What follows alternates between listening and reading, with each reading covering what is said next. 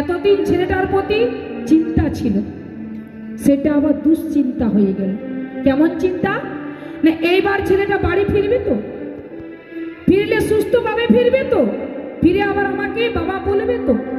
কি মা, তাহলে বাবা ভজনটা নিজের থেকে তৈরি করতে হয়। ভজনটা এমনি এমনি হবে না বাবা, নিজের থেকে তৈরি করতে হবে, তবেই তুমি কৃষ্ণ ভজন পাবে, তা না হলে পাবে না। নিতাই গৌর প্রেমানন্দ হরি হরি বল। তাহলে মা আমরাকে ভগবানকে বিশ্বাস করতে হবে আর সংসারকে বিচার করতে হবে। আমাদের দুটোই আছে, দুটোই কিন্তু উল্টো উল্টো হয়ে যায়। তাই তো মা আমরা কি করি?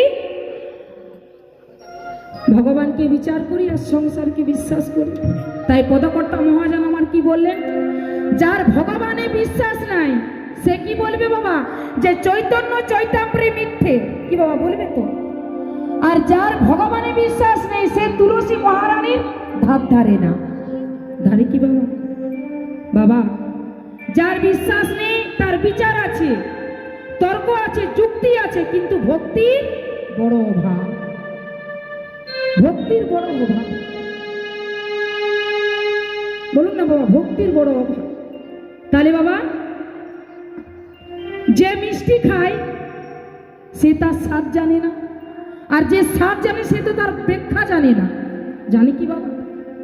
আমাকে একটি একটি করে মিষ্টি খাওয়ালো, যদি বলো পিয়া দিদি মিষ্টি তো খেলে কত মিষ্টি, আমি কি করে বলবো মা যে মিষ্টিটি কত মিষ্টি? আমি কি করে জানবো মা? কি মা